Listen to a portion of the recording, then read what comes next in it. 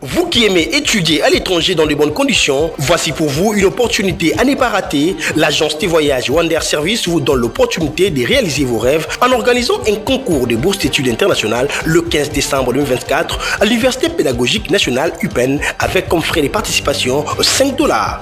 Yo mutolobaka, nalina tanga en États-Unis, Canada, Belgique, Italie, Libaku kitoko, yangoyo eyelio. Ah oui, to bengi yango bourse d'études internationales avec bande konabiso ya Wander Service. Tolobi boye, le 15 décembre, tokuta na biso nyonso na kati ya université ya UPenn. Et si kawapi concours na biso eko salama. Droit de participation babwa kimbongoti $5 ya bamba. Yaka tenter chance na yo, talisa chance gagner okende kotanga na international. Hâtez-vous car les places sont limitées. Nous avons des partenariats dans des universités de pays tels que la France, le Canada, la Tunisie, la Turquie, la Biélorussie, la Roumanie, l'Australie, Luxembourg et puis il y en a vraiment plusieurs pays. Voici nos points de vente pour les billets. L'Université pédagogique nationale UPenn, chez Colin iPhone, l'immeuble Empire sur 24 novembre, Kin Plaza du côté Sosimat ou bien sûr l'avenue Bouta, numéro 171, référence supermarché SN Mart sur rond-point Willery. Pour tout contact, appelez-nous sur 083 28 47 349 083 28 47 349. Wander Service, la voie de vos rêves. Wander Service, vous servir dans les professionnalismes, c'est notre devoir.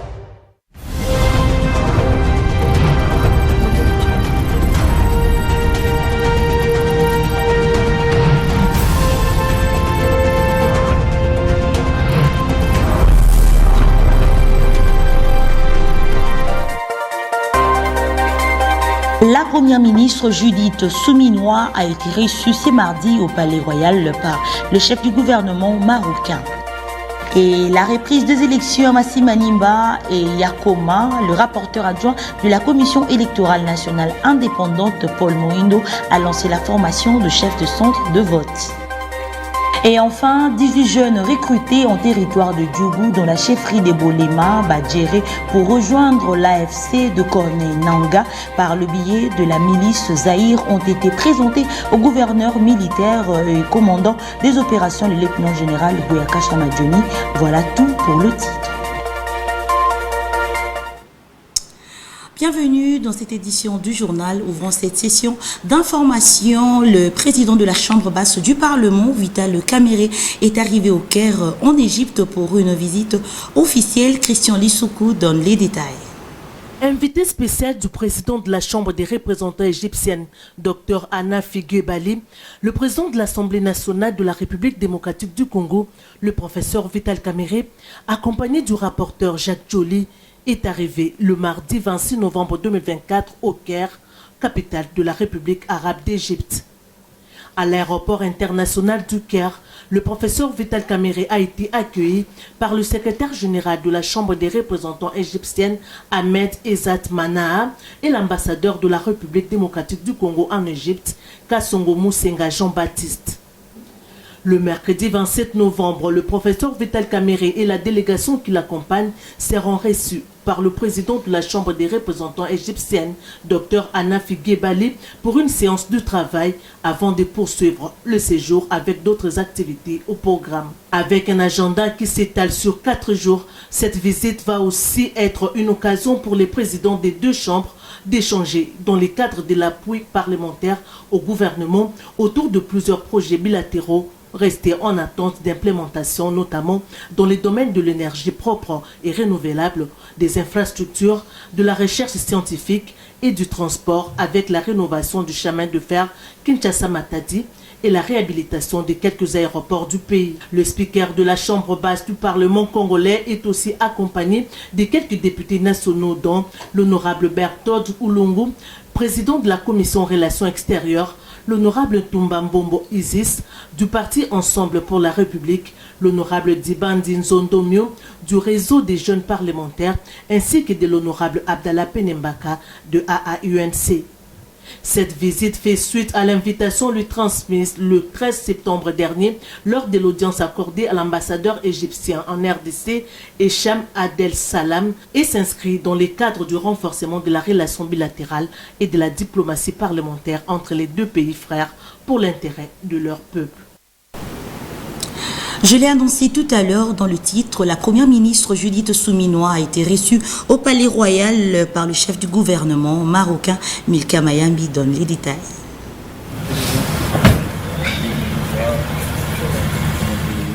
Lors de cette rencontre, la première ministre a pu aborder deux thèmes essentiels pour l'avenir de deux pays. Elle a souligné l'importance d'un partenariat stratégique, plaçant la souveraineté africaine et l'échange économique au cours des discussions. Je suis venu aujourd'hui rencontrer Monsieur le Premier ministre et chef du gouvernement chérifien parce que je suis à la tête d'une délégation congolaise avec un certain nombre de ministres, mais aussi des membres du patronat congolais. Nous sommes dans un forum économique qui parle de la nécessité de la souveraineté africaine et des échanges économiques entre Africains, raison pour laquelle ma venue ici à Rabat. J'en ai profité et merci à Monsieur le Premier ministre d'avoir accepté de me recevoir et nous avons au cours de cette rencontre pu échanger sur nos relations bilatérales, la manière de pouvoir les renforcer et dans le cadre d'un partenariat gagnant-gagnant au niveau économique. Les rencontres comme celle-ci entre la RDC et le Maroc sont cruciales pour le soutien au développement économique du continent en vue d'un avenir où l'intégration économique régionale sera la norme. Cette visite représente non seulement une opportunité de renforcement des liens bilatéraux, mais aussi un engagement à exploiter le potentiel immense qui représente l'Afrique sur la scène mondiale. La coopération entre le Maroc et la RDC a longtemps été marquée par des échanges économiques, culturels et politiques, établissant une base solide pour un dialogue constructif. Les deux nations ont toujours entretenu des liens amicaux fondés sur des valeurs de solidarité africaine et de coopération sud-sud. De nombreuses initiatives ont été lancées pour promouvoir les échanges commerciaux et les investissements mutuels, témoignant d'un engagement commun à renforcer la souveraineté et le développement économique sur le continent. Dans le même registre, la Première ministre a visité l'ambassade de la République démocratique du Congo à Rabat au Maroc. Judith Souminois s'est engagée à améliorer les conditions de travail des diplomates en poste à l'étranger. Suivez ces propos recueillis de Julia Mamba. Je suis très ravi parce que Son Excellence, Madame la Première ministre, a insisté auprès du membre du gouvernement qui sont présentement ici à Rabat et ici devant Son Excellence, Monsieur l'Ambassadeur, à ce que chaque diplomate puisse s'exprimer. Parce que quand on a eu à faire cet échange, il a voulu à ce que chacun puisse dire ce qu'il pense et ce qu'il pense de la diplomatie et nos difficultés, nos problèmes. C'est pour la toute première fois que nous puissions recevoir au sein de nos locaux une haute personnalité en la personne de l'excellence Madame la Première ministre de notre pays. Nous la remercions sincèrement, infiniment pour cette marque de présence ici au sein de notre ambassade et en cela, nous lui sommes très reconnaissants pour nous avoir accordé la parole. Chaque diplomate s'est exprimé par rapport à ses ententes pour pouvoir améliorer les conditions de travail des diplomates, mais aussi pour pouvoir améliorer les conditions sociales des diplomates en poste partout au sein de nos pays accréditaires où nous sommes. Tout à fait autre chose, la conférence de gouverneurs de province, le vice-premier ministre en charge de l'intérieur, sécurité, décentralisation et affaires coutumières séjourne déjà à Kalemi, dans la province du Haut-Tanganyika. Suivez.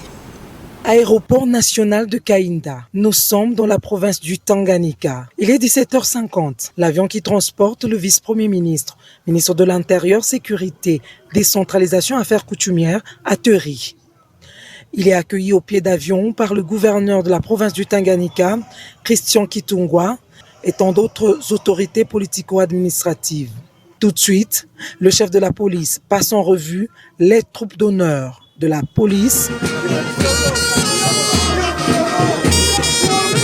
Bien avant de communier avec la population composée des hommes et femmes, avec banderoles et calicots en main, scadant des chants et danses. Une façon pour eux d'accueillir le patron de la sécurité et de la territoriale. Jacquemain Chabani-Louko est venu participer à la 11e session de la conférence des gouverneurs de 26 provinces de la RDC qui se tient du 27 au 29 novembre au gouvernorat dans la province du Tanganyika. C'est plutôt la province du Tanganyika où séjourne le ministre de l'Intérieur. Tout à fait autre chose. Reprise des élections à Massi-Manimba et Yakoma. Le rapporteur adjoint de la Commission électorale nationale indépendante, Paul Moindo, a lancé la formation de chefs de centre de vote, présidents, formateurs et de techniciens informatiques de centre de vote au micro de Ginelle Pizo. La tenue des élections que nous appelons les élections de reprise qui sont prévues pour ce 15 décembre à Massi-Manimba et à Yakoma. Et pour y arriver, nous devons mettre à niveau tout le personnel interne, mais également le personnel que nous avons recruté. On a donc recruté 1213 agents qui vont travailler pendant ce processus. Et aujourd'hui, nous venons donc de lancer les deuxièmes niveaux qui va les concerner. Le premier niveau avait eu lieu au niveau de Kinshasa, mais là, nous sommes dans le territoire de Massi-Manimba, mais au même moment à Yakoma, la même formation venait d'être lancée et donc nous formons les agents avec des méthodes beaucoup plus robustes. Et donc cette formation visait à rendre davantage plus professionnels les agents électoraux. Donc, toute personne qui sera appréhendée ou soupçonnée de manigancer pour bloquer ce processus sera arrêtée. Et nous allons également surveiller tous les agents au niveau interne. Parce que nous avons utilisé les fonctionnaires, ils peuvent facilement perdre leurs emplois, ils peuvent se voir privés de leur salaire, ils peuvent se voir être arrêtés, et donc ce sont des dangers. Mais ceux-là qui vont bien travailler, notamment les agents électoraux, vont aussi être remerciés par la CENI. Dans les prochaines activités, ils ne pourront plus postuler parce qu'ils seront connus comme les experts électoraux.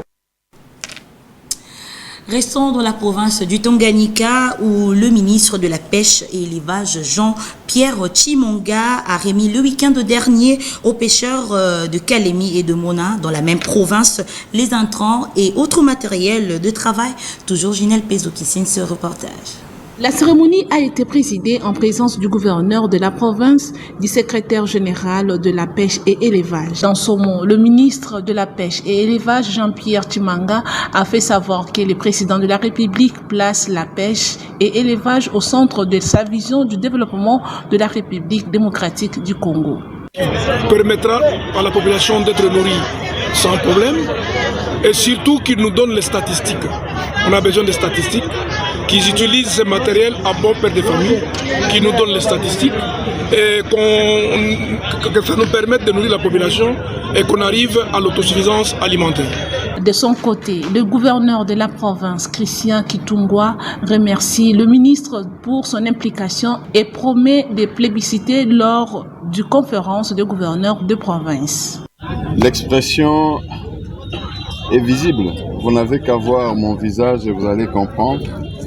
Nous avons été à Kinshasa voir l'autorité.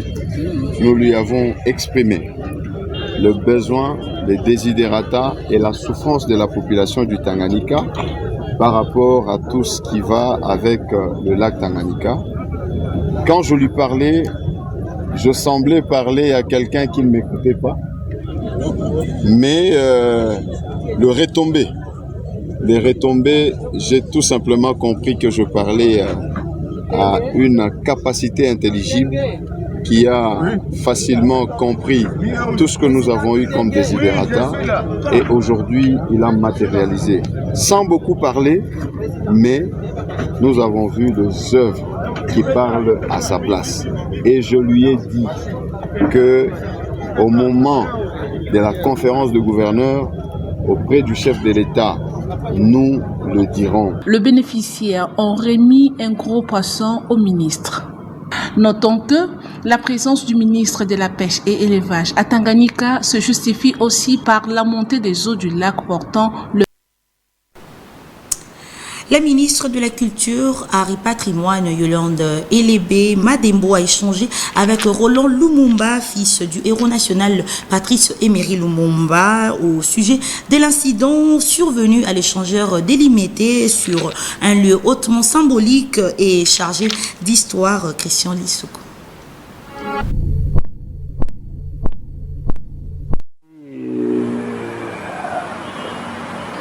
Roland Lumumba, président de la fondation Patrice Emery Lumumba. Et je suis venu voir Madame la ministre par rapport aux événements odieux qui se sont déroulés la nuit du 17 au 18 novembre à l'échangeur. Quand on a vu que, on nous a parlé que la dépouille de notre héros national a été souillée. Et il y a des malfaiteurs qui sont rentrés. Voilà, c'est quelque chose qui nous a grandement choqués. Et nous ne comprenons pas, après tant d'efforts pour ramener ici au pays, qu'un tel événement, que ça soit possible. Et nous espérons que les auteurs de cet acte seront appréhendés et on va appliquer le châtiment maximum. La communauté chiite du Congo annonce le décès de leur représentant légal, son éminence Djibril Menaveko, ce mardi 26 novembre 2024. D'autres détails vous sera donné ultérieurement. Le gouverneur de la ville-province de Kinshasa, Daniel Bumba, a inspecté et lancé le travaux de réhabilitation et construction de voiries de la capitale qui se trouve de nos jours dans un état piteux. Tom Nzakimwena.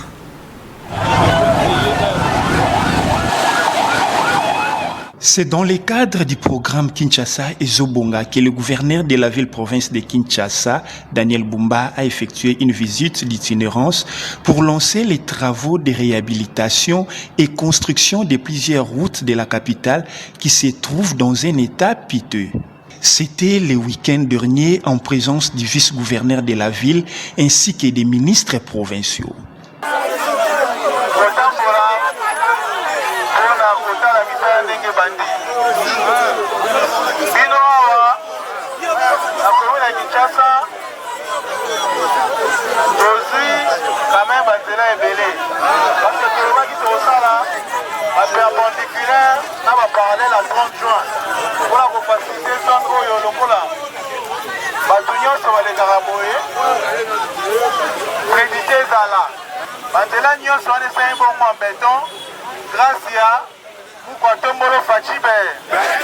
À en croire Alain Chilungu, ministre provincial des infrastructures et travaux publics, à travers cette initiative, combien louable au bénéfice des Quinoises et Quinois, la capitale congolaise sera là où il fera beau vivre, quel que soit le climat, car l'air n'est plus au discours, mais plutôt faire en sorte que les œuvres parlent d'elles-mêmes.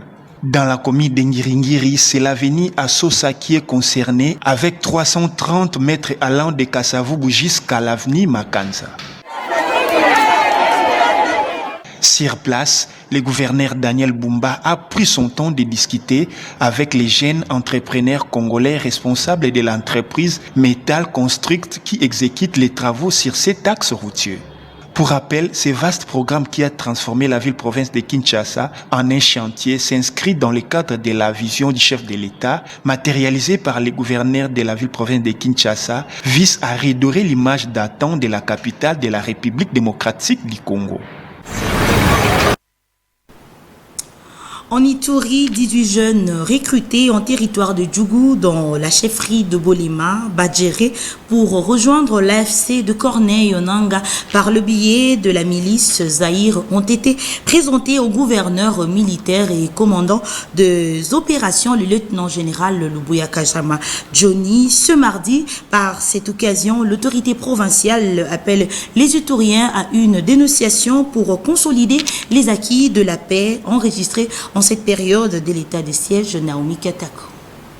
Les forces de défense et de sécurité viennent de stopper net l'aventure de l'AFC M23 à Ituri. Au total, 18 personnes déplacées du site plein Savo en chefferie de Bahema Badjéré en territoire de Djougou ont été interceptées le 5 novembre courant à la frontière congolo-rwandaise lorsqu'ils s'apprêtaient à rejoindre le centre d'entraînement du M23 dans le Nord Kivu, a dit le commissaire provincial de la PNC en Ituri, le commissaire divisionnaire Ngoï Sengelo Akio. Ils ont été recrutés par monsieur du nom de Ngabo pour rejoindre l'AFC M23, l'entreprise criminelle pour toujours déstabiliser l'Ituri, déstabiliser la République démocratique du Congo. Cette arrestation confirme davantage la détermination du gouvernement de la République à défendre son intégrité territoriale, indique le gouverneur militaire et commandant des opérations en Ituri. Peuple iturien, je fais appel à vous. L'heure est grave, qu'on ne vous trompe pas. Et la preuve, c'est ça. Dénoncer ces criminels qui veulent détruire ce que nous avons construit ensemble. Nonobstant ceux-là qui sont en train de défendre. Par ailleurs, le lieutenant-général Boyanka Shomadjoun sollicite l'implication de la Cour pénale internationale de poursuivre les auteurs de ces recrutements. Ceux qui ont fui là-bas, nous demandons que la CPI s'occupe d'eux. Parce qu'ils vont dans les sites de déplacés, chez les vulnérables. Ça, c'est un acte criminel. C'est un crime contre l'humanité. Rappelons que le 19 septembre 2024, plusieurs armes et munitions de guerre appartenant à la milice Zaïre à lieu du M23 ont été découvertes par les forces armées dans une cache d'armes à Nyangi, à côté du site des déplacés de Nyamusasi à Tchoumia, en chefferie de Bahema Banyuagi. Parlons religion avant de boucler complètement cette édition du journal. Le prophète Jean-David Kilolo, visionnaire de la communauté intercession cité de refuge, invite le peuple de Dieu à venir nombreux participer à la grande manifestation dénommée Fongola 2025, lancée depuis le 15 novembre 2024. Julia Mwamba, Roméo Jéry Mwamba et Djibril Bakamba. C'est depuis le 15 novembre 2024 que la communauté intercession cité de refuge du révérend prophète Jean-David Kilolo a lancé Fongola Lola 2025. Un marathon de prière de 45 jours qui se déroule dans l'enceinte de son église 6 au numéro 8 de l'avenue Manenga au quartier Kalunga dans la commune de Selemba du lundi au vendredi de 17h à 19h et le dimanche de 9h juste à 12h juste. Occasion pour le prophète Jean-David Kilolo d'inviter le peuple de Dieu à participer à ces moments de prière. Au courant de ces 45 jours, nous sommes en train de parler des différentes clés. Chacun de nous doit savoir ouvrir une porte qui se présente. Toutes les situations, toutes les circonstances qui peuvent se retrouver dans notre vie nécessitent une clé. Alors il faut savoir la clé qui peut certainement nous aider. Jésus dit frappez et l'on vous ouvrira. C'est qu'il y a certaines portes où vous pouvez frapper et on ne vous ouvre pas parce que vous ne savez pas manipuler la clé. Il y a des clés qui doivent être utilisées à bon escient s'il y a une porte.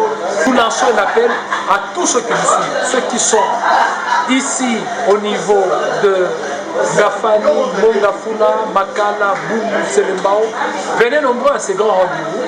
Ces rendez-vous de prière, d'orientation prophétique, des guérisons et miracles. Alors vous qui êtes encore à la maison, qui êtes encore hésitant, n'hésitez pas, venez encore nombreux afin de vivre votre clé.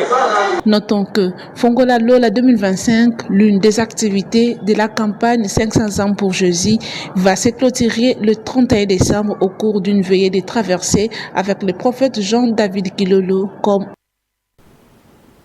En société, dans la commune de Kimbanseke au quartier Kingasani, l'arrêt de bus, mieux connu sous le nom de Matamba, s'est transformé en un dépotoir et c'est au vu et au su de tout le monde. Naomi Kamanda, stagiaire de l'UNICIC. L'insalubrité à Kinshasa est une menace pour la population quinoise, voire même la base de plusieurs maladies. C'est le cas de l'arrêt Matamba, précisément au quartier Kingasani, dans la commune de Kimbanseke. L'on constate sur le long du boulevard Lumumba, ce lieu est transformé en poubelle publique et au vu et au su de tous.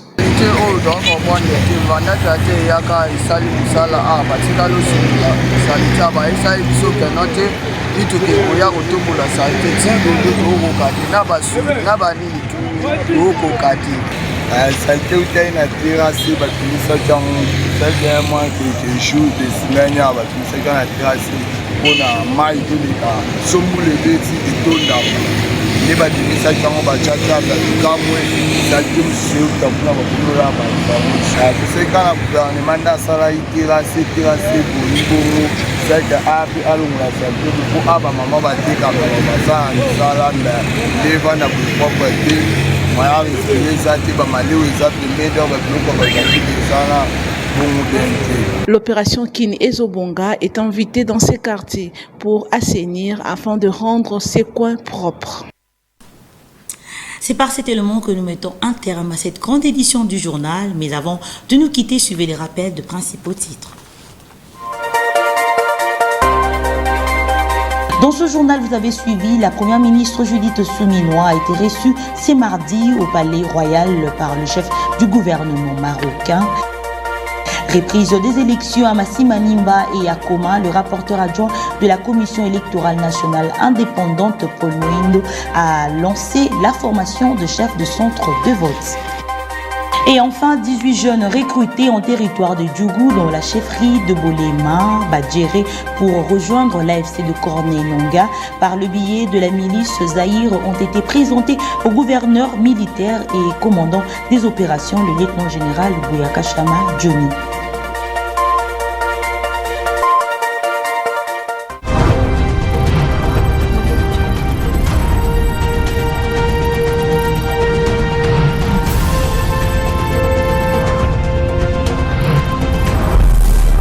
La communauté islamique chiite du Congo a la profonde douleur de vous annoncer la mort de son représentant légal, son éminence Djibril Menaveko. Décès survenu ce mardi 26 novembre 2024 à Kinshasa. Le deuil est organisé à la mosquée Rahul Kissas sur l'avenue Mamayemo, commune d'Ngalima. L'enterrement interviendra le mercredi 27 novembre 2024 à 12h au cimetière Djanatul Firdaus dans la province du Congo central.